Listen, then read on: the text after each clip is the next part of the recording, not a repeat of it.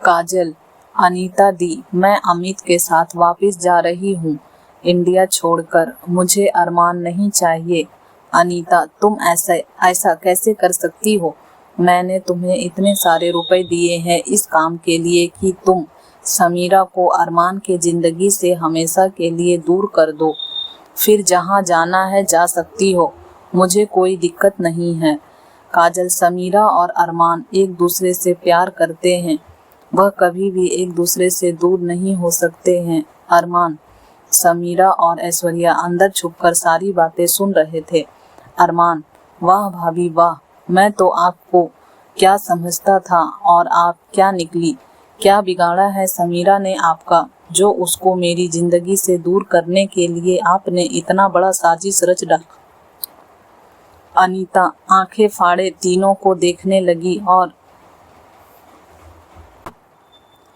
बोली, दादी से लेकर मॉम डैड यहाँ तक कि आयान घर के नौकर भी सिर्फ समीरा की तारीफ करते उनकी जबान नहीं थकते थे।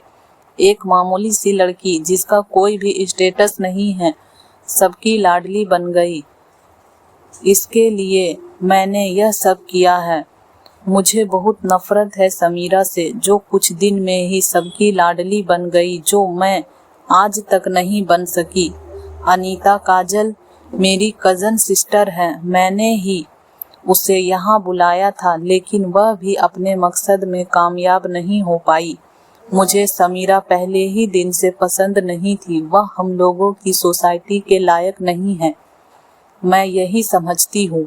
अरमान गुस्से से चिल्लाता है, भाभी आप अपने हद से ज्यादा जा रही हैं। आप कौन होती है यह डिसाइड करने वाली, मेरी लाइफ के लिए कौन अच्छा है और कौन अच्छा नहीं है। समीरा की आंखें भर आई। इतनी नफरत अनीता भाभी के दिल में अपने लिए देखकर, और कहती है, भाभी मैं तो आपको अपनी बड़ी बहन समझने लगी थी। आप मुझसे इतनी नफरत करती है, मुझे विश्वास नहीं हो रहा है। अरमान ने समीरा का हाथ पकड़कर कहा, यह समीरा भले ही आप और हमारे जैसे हाई सोसाइटी से नहीं है, लेकिन आप लोगों से बहुत अच्छी है, बहुत सुंदर, बहुत बड़ा दिल रखती है। आज पूरे घर वाले समीरा को चाहते हैं, सबकी लाडली बन गई है वह।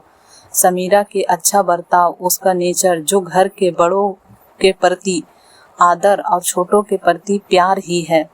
आपको तो किटी पार्टी से फुर्सत नहीं है। आपको तो यह भी मालूम नहीं होता है कि आपके पति आज कहाँ हैं, क्या खाए हैं, उसको क्या चाहिए। आपने आप को सुधारिए। समीरा हर वक्त दादी का ध्यान रखती है, नींद से उठकर उन्हें देखने जाती है, उनकी खाने से लेकर दवा सबका ख्याल रखती है। आपने तो कभी दादी से प्यार से बात भी नहीं की होगी। समीरा ने घर के नौकर को भी कभी नौकर नहीं समझा, उनको घर के सदस्यों से में गिनती करती है। आपने तो उन्हें सिर्फ गिराना सीखा है, धुतकारना सीखा है। कोई ऐसे ही किसी की लाडली नहीं बनती है। प्यार के बदले प्यार मिलता है। कदर करोगे तो कदर करने वाले मिलेंगे। आपने तो हमेशा लोगों को, अपने परिवार को सिर्फ जख्म दिया है। हाँ, मैं काजल को बहुत प्यार करता था, लेकिन काजल की बेवफाई के बाद भी, काजल के दिए हुए जख्मों के बाद भी काजल को कभी नहीं भूल पाया। लेकिन समीरा के नेचर और मेरे परिवार वालों के प्रति सम्मान और मेरी दादी के प्रति आदर ने मुझे समीरा के बहुत करीब कर दिया, और मैं समीरा के प्यार ने मेरे जख्मी दिल में मरहम लगाया, और मैं काजल को हमेशा हमेशा के लिए भूल गया। और मुझे गर्व है कि आज मेरी जीवन साथी समीरा है। काजल, मुझे माफ़ कर दो। समीरा और अरमान, मैं इस काबिल नहीं हूँ कि तुमसे माफ़ी मांग सकूँ, लेकिन मेरी गलतियों के लिए माफ़ी शब्द बहुत छोटा सा है, फिर भी मुझे हो सके तो माफ़ कर देना प्लीज़। तुम दोनों की लाइफ से बहुत दूर जा रही हूँ मैं। अरमान और समीरा ने काजल को देखकर मुस्कुरा दिया और अरमान बोला, तुम्हारा शुक्रिया अदा करना चाहिए। तुमने मुझे धोखा ना दिया होता तो समीरा जैसी जीवन साथी मुझे नहीं मिली होती। मुझे तुमसे कोई शिकायत नहीं है, मैं बहुत खुश हूँ। अरमान समीरा का हाथ पकड़कर कहता है, चलो अपने घर चले, दादी इंतजार कर रही होगी। और होटल से निकलकर कार में तीनों बैठ गए।